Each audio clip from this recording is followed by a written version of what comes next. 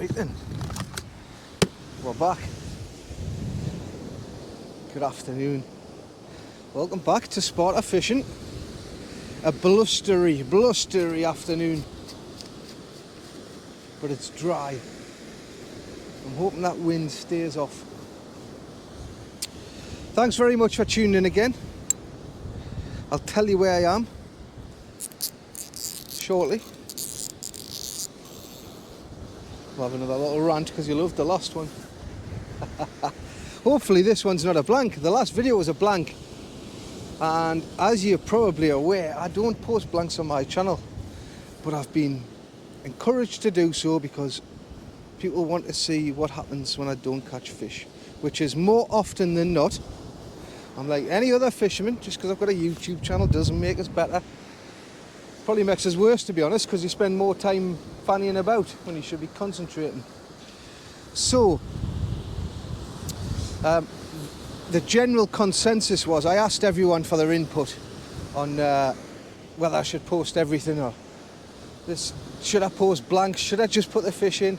And I tell you what, I was absolutely overwhelmed with the response from people just wanting to see us out fishing and couldn't give two hoots whether I catch a fish or not. That's a bonus, according to the crack. So hey, thanks very much for all the feedback. I really appreciate that. That's fantastic to hear. Some lovely comments. Sorry, I'm just diving about my box looking for a trace. I don't know what to use. I don't know, to put a pennel on or a flatler or what. Got loads of little rigs here which I never really get a chance to use. I tell you what, I'm just going to use this, what is it, flatter rig, 2 hook size, 3 O's, 1 up, 1 down. Nah, do you know what, I need something that's going to keep me lugworm on when I cast out because there's a bit of wind. I'm just going to put this pulley on for now. Lazy, eh? Lazy. I'll do the knots again though because the knots are shocking.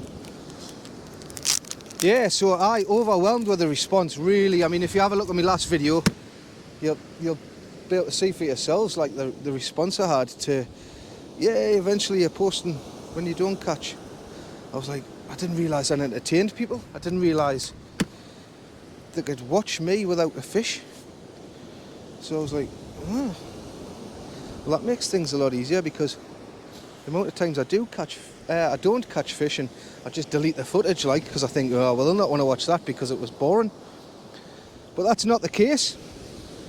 So thank you so much for your enthusiasm of us fishing. Much appreciated indeed. So I'll tell you where I am in a minute. Like I say, there's a bit of a story behind this. Some of you might have seen in previous comments or social media or whatever. How dare I tell people where I'm fishing? Oh, you're responsible for so much. You killed JR, do you know that? You shot JR. Well, I didn't. But some people would like to blame YouTubers for it. Anyway, I'm going to get set up. I'm going to have a good old moan again. And I'm going to cast out. I'm fishing for bass.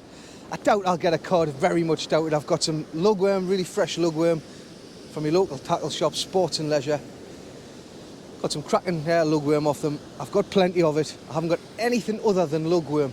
It would have been nice to have a bit of rag, but difficult to come by.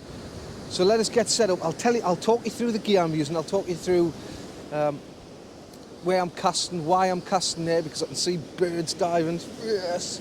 I'm hopeful. So let us bring you back and we'll have a bit crack. I'll speak to you soon. Cheers.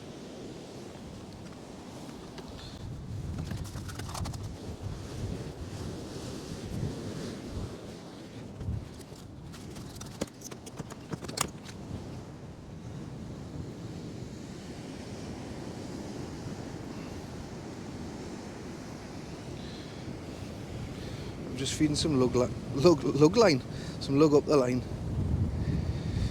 Put 3 of them bad lads on. Lovely juicy worms. Sometimes I put the tail on first, sometimes I put the head. Yeah, I don't think it matters that much.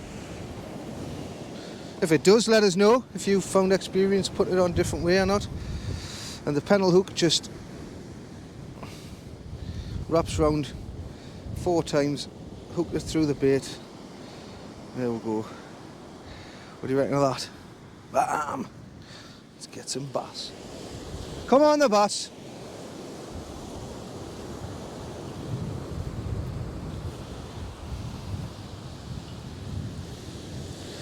So just while we're on, 42 centimetres is the minimum keeping size for a bass.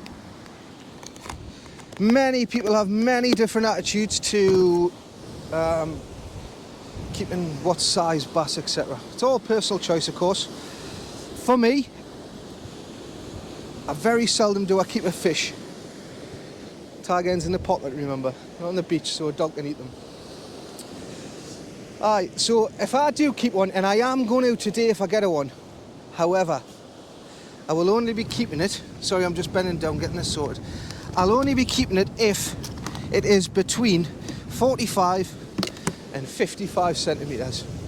Anything below 45 is a little bit small for the plate. Anything over 55, there's a good chance it's a decent breeder, so I'm just trying to do me bit for bass stocks, if you like. Now, people hum and haw, different reasons, different opinions, different views, that's fine. I'm just telling you mine. 45 to 55, you're going on the plate, son. I'll dispatch it and bleed it on the beach. Make for better eating, because my mate Gary showed us how to bleed them properly. I'll not do that on camera, because no doubt somebody will end up in hospital hurting or something, I don't know. Right, let's get this casted out. You don't have to go too far for bass. Just behind the breakers. I've got the single rod stand, much easier to handle. The wind is howling from right to left. It's a strong southerly breeze today. If my lead rolls a bit, so be it. I don't mind it bouncing about in the surf, in and around the surf, behind it, in front of it. That's where bass are, you know. So if it moves about a bit, I'm covering more ground, almost like lure fishing with bait. So right, the gear I'm using, the Akios Fury FX420 13 foot, which is nearly getting blown out. It's a lovely beach rod. I love casting it. I'm going to see how it handles the surf. I was contemplating bringing the heavier rod just to get a bit more height, a bit more strength. This should be all right. I've got a 6-ounce lead on it. The pulley rig, as I showed you, that's paired up with a Shimano Ultegra 5500, which is a smashing little reel for the beach. It's ideal, it's a good size. The braid's a bit overkill, it's 50 pounds straight through. I didn't have any 40 pound left, and I needed a new spool because I lost a bit of line last time I was out with weed. So I hadn't thought about filling it back up, so I've just stuck that on. It's fine, like I don't need to go any decent distance. Obviously the rod will handle any sort of fish from a beach. The reel will and the line will, so I'm belting braces with all of that stuff, so I'm happy.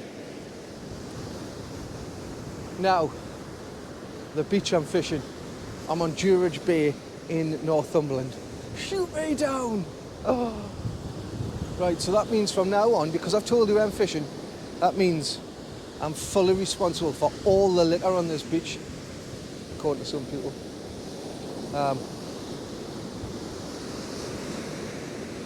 Apparently, if you tell somebody to mark, then it encourages people to come and more litter gets left. Well, all right. What do you want me to do about that? I'm not their mother or their father. You know, I can only tell you where I'm fishing. I can't hold people's hands and tell them, of course I want you to pick litter up. I'll say it on camera, pick your shit up. I've done plenty of videos where I've give it the old mouthpiece because people have been dropping litter, you know, and telling them how trampy they are, etc. You know, but you're never going at me. I'm not the one dropping the litter, but you're the one showing the mark. You know, like I said in my last video, do you write to the BBC, like when there's a fishing programme on and say, oh, you shouldn't be doing that because people might drop litter? Like saying I came in the car the day. Can't say that, can't say I come in the car, it'll encourage people to speed. Oh well, man. I'm fishing, I'm just trying to give you an honest video. I'm telling you some of the marks where I fish. If I don't want to tell you, I'll not tell you it because I didn't want it like Blackpool next time I go. But marks that are pretty bloody obvious, I'm not going to hide them from you. If you come to Northumberland, visit Northumberland, enjoy your fishing, and just be respectful of the place. I shouldn't need to say that to a fully grown adult, like, but do you want us to put a sign of like a man putting something in the bin on the camera? Do you think that'll work? I'll tell you now, it'll not. And nothing I say will stop people dropping litter. Because if that's the type of person you are, they're not going to say, oh, him on YouTube said, put your litter in the bin. They're not going to do it, man. It doesn't matter what I say or what anybody else says. Them tramps will always be them tramps, right? So that's me little rant hour and done with. Let's get back to fishing. I had my dog along here. Oh, can I say that? Because then I'll be responsible for everybody's dog, that shit. Listen, man. If I want to show people a mark, I'll show them it. They want to know it, and I'm happy to tell them it, I'll tell them it. I had some lovely fish and chips yesterday from a chippy. Oh no, can I tell you? Because if I tell you where it is, then people might drop litter around that chippy. Can I tell you? Sorry.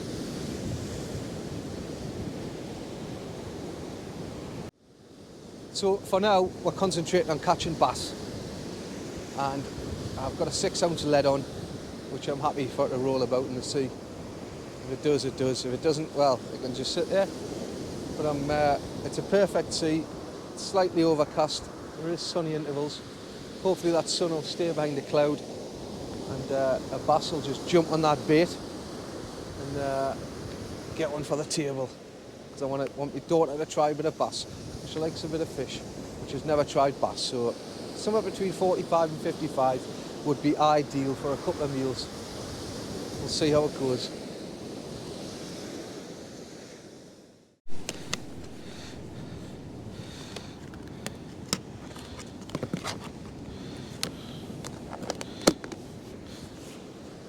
Right, I've just moved back a bit just before I cast out that. It's just going to dip into this gutter that tide's pushing. So I'll get this chucked out. Let's see if we can get on the bass. Come on.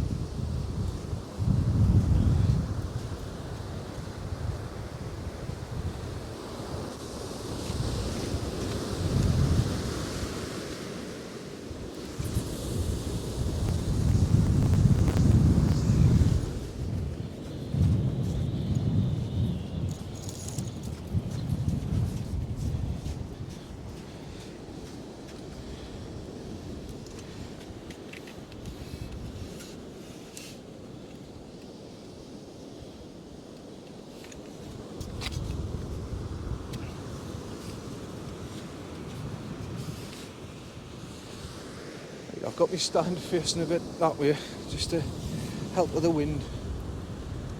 Maybe a bit of tide pull. That's lovely. Tide, we're bringing a bigger rod. Hopefully I'll get away with it. The swell isn't too bad, it's just nice. Got the right tools other than ragworm, which I know is... Some people prefer lug for bass, some people prefer rag. I prefer ragworm, but like I say, I couldn't get any. So we're using the tools we've got. I'm happy enough. I'm obviously not quietly confident because I'm telling you on YouTube, but I'm confident, quietly confident. Oh, bollocks. You know what it is. Wasn't a bite, was it? I wasn't looking. Yeah, it's just the wind. Oh, this is difficult.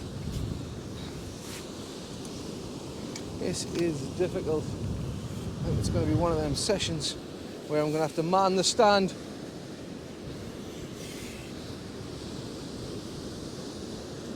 Right, anyway. We're fishing, and like I say, it is windy. I've got the mics on, so hopefully that won't interrupt this episode too much. It's going to be difficult to see. Will it? A bit flimsy, this rod, for detecting bites, like it's always bouncing, but I can get a really nice cast with it, and it's really easy to handle. It's light and it's a 3-piece. It fits in the car better. Not that I need the space in the car, but you know what I mean, it condenses down to very little, so it's a nice handy rod for the beach. I wouldn't use it on rocks or any mixed ground, just for pulling out any snags. It's like it would be nearly, the tip would nearly be touching the butt. But it's a lovely caster, and it's more than capable of bringing in a good fish. So it has more advantages than disadvantages, hence why I've got it out today. Hopefully it'll bring in a nice fish. And it chucks out a 6-ounce lead, which is a big pull factor, because when you're fishing beaches, you generally want to be in a bit of surf, a bit of swell. So you know, rods that only handle up to 3 or 4 ounces, beach rods, I often wonder, well, it's alright for calm conditions, but you're snookered if it's rough and it's bringing your lead back to the shore when you've got a 3 or 4 ounce lead on. But this can, you can chuck 7s actually. I haven't put a 7, in fact I have once, I put a 7 and it was fine at the harbour, just to check it's, you know, how strong it was, and yeah, you can chuck it at 7s. But 6s is me limit on it really, just for my peace of mind, just in case. Fucking tug there, and I missed it on the camera, but that is a proper rattler, that.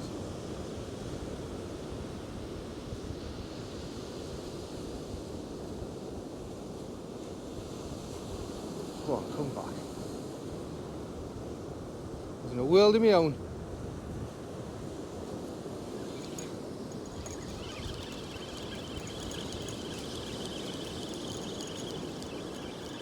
Not sure. Could be a flatty. Could be note. Oh, I'm gutted if I missed that. Missed it. What a plonker. Oh, that's a good sign though, because that was a proper rattle, that. Let's get baited up and get back out. Exciting times, man. How are you? Oh. Oh. Yes. Right. Sorry, I'm a little excited because I haven't had a bite for ages. I had a blank last time I was out. Oh, come on. Just getting some worms out. Give us a second.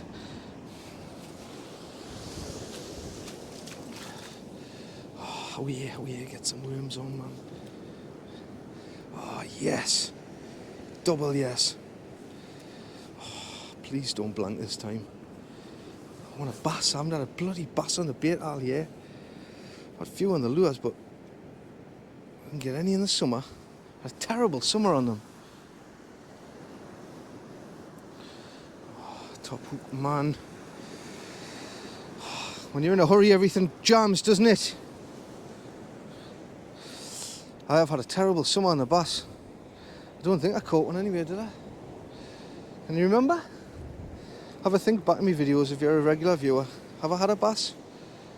I'm sure I've been out with Davey, I've been out with Darren, I've been out with Gaz, I've been out with Daz, and I don't think I've had a bass. In fact, I know I haven't. Oh, bloody hell. Right. Let's have a little walk out and a flick.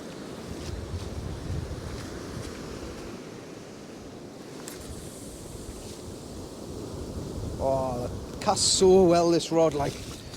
Oh, I'm so comfortable with it. If, like me, you need a bit of help with your casting, then worth trying the Akios Fury FX 420. Really worth. Oh, it keeps falling out though, but I don't think that's the rod.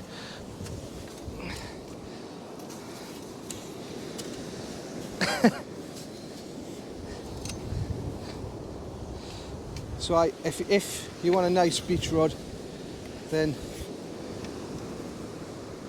I'd recommend trying one of these. They're a quality build. Again, I've got no attachments to Akios whatsoever. I tell you, how it is for me. It's my opinion. Obviously, the gear I'm using, I can only tell you how I'm finding it, and I'm finding this Akios really, really good. Lovely and light, and North helps you cast. Like, to be honest with you, it's out of all the rods I've had, this is the one that helps us the most with me casting. I can absolutely lance this one out.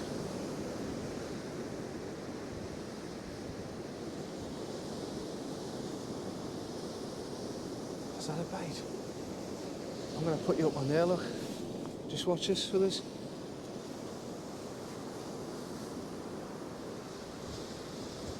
Now that's the waves.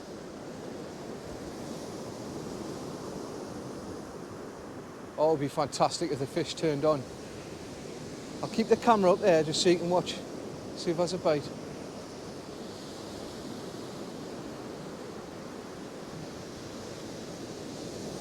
Obviously I'll edit out the next 10 minutes if nothing happens. And I'll just quickly shoot to the bite.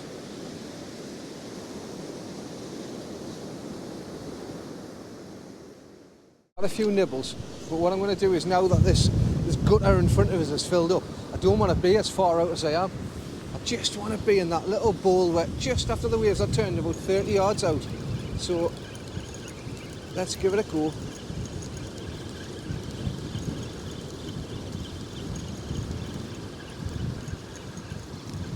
I'm having to keep in close quarters for this wind just so I can keep an eye on the camera nearly blown over. Excuse me. I'm going to move back a bit.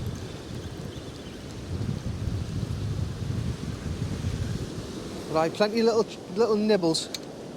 So let's get baited back up, and I'm going to cast back out just into this. Where I was standing before, there's a dip in front of us. Breakers are churning the ground up, obviously taking the sand back out and whatever it's churned up. And I've just got a sneaky feeling that there might be little bass, even schoolies, maybe it's a bigger one, just patrolling that little gutter. So let's find out. Bait it up again. And bite's turned to nothing. Try a little bit further this time.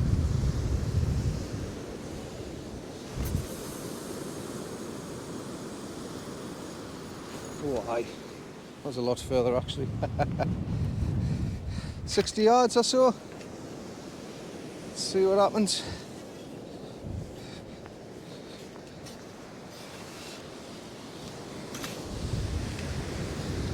That wind's really gusty. 1 minute it's relatively calm, and then the next it's gone hell for leather.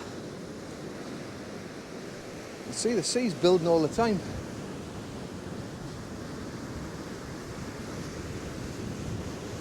Might just hold the rod again like I've been holding it the last 20 minutes or so. So I can be a bit more connected with what's going on, because this tip's really hard to tell. It's always bending and jumping in the surf, you know. But that does have its advantage, because it doesn't, if the weight's settled, then there's give in the tip of the rod. A bit like, I suppose, the difference between mono and braid, you know, the stretch in the mono.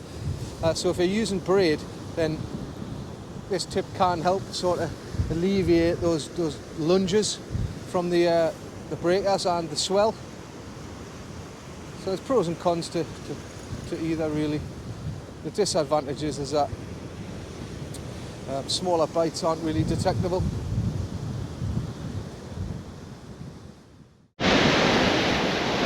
Getting some good knocks again. Really hard to tell what it might be though. Or the flatties on the bass.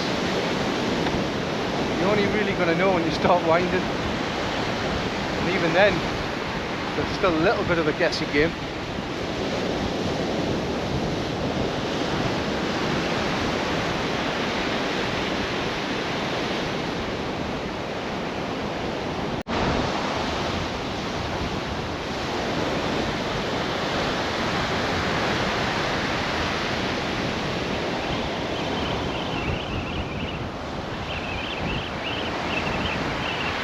Well, I hope this is the fish after all this. I've waited long enough. but I'm not going to say anything until it's on the shore.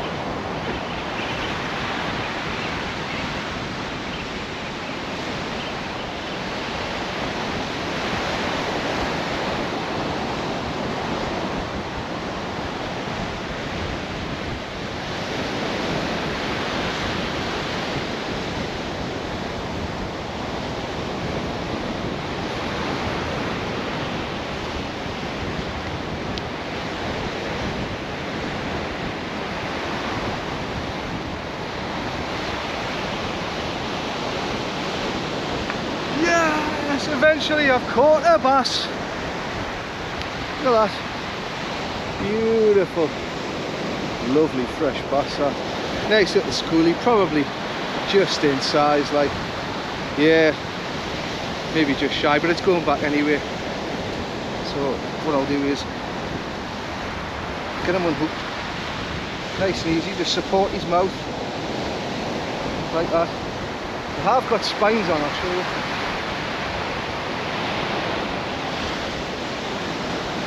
They've got spines up here. Yeah, they've got a spine there. They've got one behind the gill plate and one behind the gill plate there. So it's a beautiful fish to look at. Lovely and scaly, but this one will go back. I'll show you putting them back.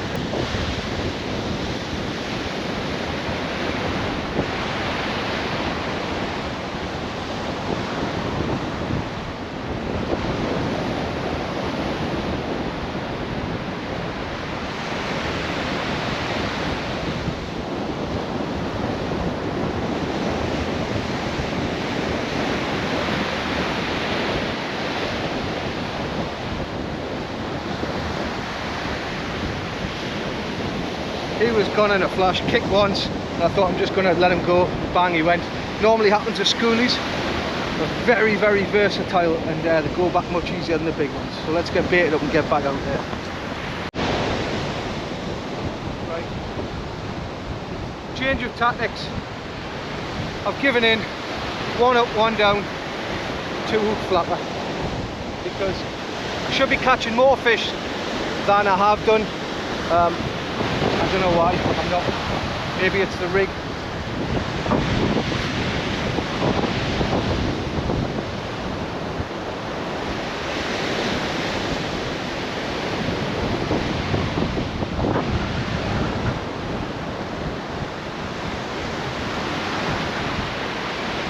The trusted old 2 hook flapper, which I normally use for bass, but sometimes when it's a little bit rough and overpowering, I tend to go with a more lean sort of looking trace for chucking out.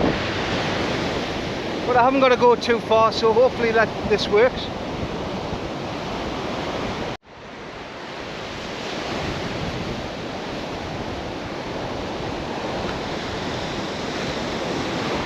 Well, if you are enjoying the content, you can always buy me a beer or buy us a coffee. The little thing I've got on my website, you can take a picture of the QR code on the screen, or you can click on the link and it just clicks buy me a coffee. Just glance towards bait or a coffee or a beer. You don't have to, but thanks to Dom, thanks to Alan and Peter and John, no, Peter and Joe, sorry, not John, Joe, sorry Joe, who bought us a coffee on the last video, so thanks very much, much appreciated. Like I say, if you want to, the option's there. I haven't got any memberships anymore. Just as and when, if you fancy buying us a coffee, great. All helps towards bait, travel, getting these videos out. So thanks to those who have already, much appreciated. And thanks to those 2 anonymous as well, so thanks to them.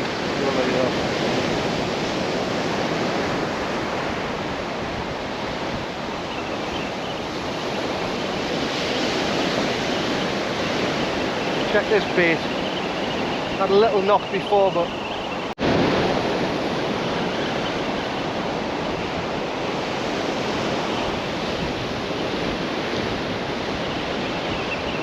this could be a clump of weed. And the rain's just started, so this could be the end of this session, who knows. To pull up a fantastic fish.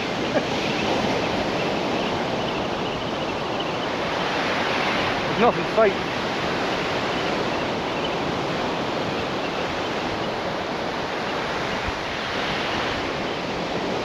Oh, there is a fish. There's a little fish on it.